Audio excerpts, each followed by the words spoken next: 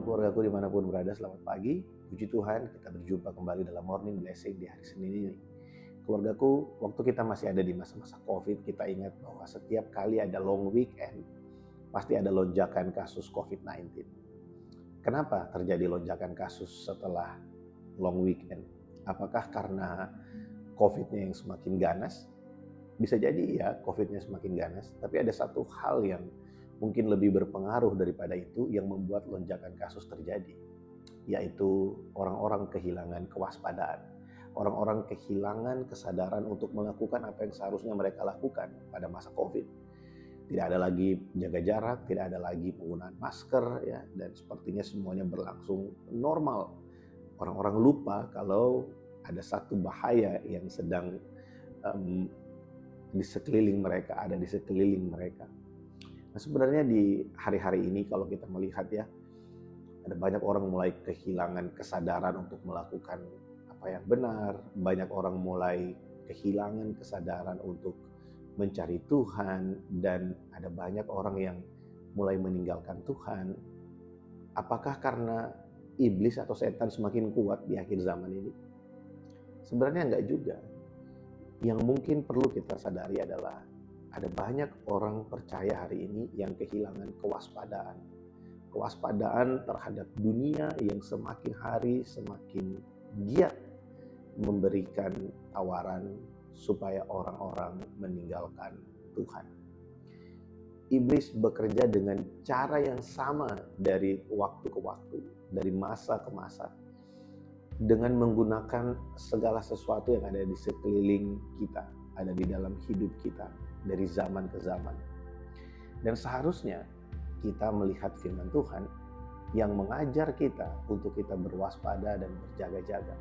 Matius pasal yang ke-26 ayat yang ke-21 firman Tuhan berkata, berjaga-jagalah dan berdoalah supaya kamu jangan jatuh ke dalam pencobaan.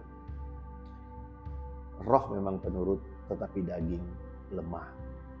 Kita seperti orang yang ada di tengah-tengah COVID misalnya, yang tadi di awal saya sampaikan. Bukan setan yang semakin kuat, tapi kita yang seringkali kehilangan kewaspadaan. Mari waspadalah, karena di akhir zaman ini kita melihat bahwa iblis bisa menjadi malaikat terang, sehingga seolah-olah apa yang ditawarkan itu penuh dengan alasan-alasan yang baik. Namun sebenarnya kalau kita kembali kepada kebenaran, kita tahu hal itu tidak berkenan di hadapan Tuhan. Hanya sedikit orang sekarang yang mau kembali ke Alkitab untuk melihat ulang prinsip-prinsip apa yang sedang ditawarkan oleh dunia hari ini. Kita lihat dunia sedang mengajar orang untuk kompromi dengan dosa.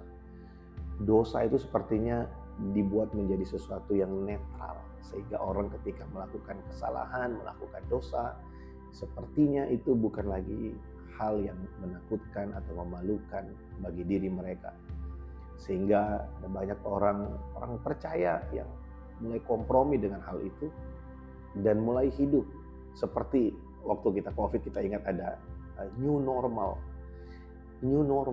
Seolah-olah ketika hidup dalam dosa itu adalah normal yang baru, wajar. Itu dianggap sebagai satu perubahan peradaban, perubahan budaya. Dulu orang tidak menikah, tinggal bareng, itu hal yang memalukan. Tapi hari ini itu sepertinya menjadi hal yang biasa aja karena kita ada di dunia modern. Dulu hidup bekerja dengan cara-cara yang salah itu menjadi sesuatu yang memalukan. Dulu orang merasa bukan rasa bersalah, tapi merasa berdosa ketika mereka bekerja untuk sesuatu yang tidak benar, ya. Tapi hari ini kita melihat ada orang-orang yang menipu, melakukan hal-hal yang tidak berkenan di hadapan Tuhan, namun bangga dengan apa yang mereka perbuat. Dan mulai dicari kata-kata yang baik untuk bisa menormalisasi perbuatan-perbuatan yang jahat itu. Dan biarlah kita sebagai orang percaya, terutama setiap kita jemaat yang ada di HCC dan setiap keluargaku dimanapun berada pagi hari ini, mari miliki kewaspadaan. Jangan sampai kita pada akhirnya seperti orang-orang yang ada di libur panjang di masa COVID. Kita kehilangan kewaspadaan hingga akhirnya kita terpapar COVID-19. Hari ini di akhir-akhir zaman ini, Biarlah kita tetap waspada, supaya kita teguh berdiri, dan ketika Tuhan datang, kita kedapatan setia di hadapannya. Puji Tuhan, saya berdoa biar di sepanjang minggu ini kita terus menikmati Tuhan dalam perjalanan hidup kita terus menikmati Tuhan dalam pengiringan kita setiap hari. Tuhan Yesus memberkati setiap kita. Mari kita berdoa.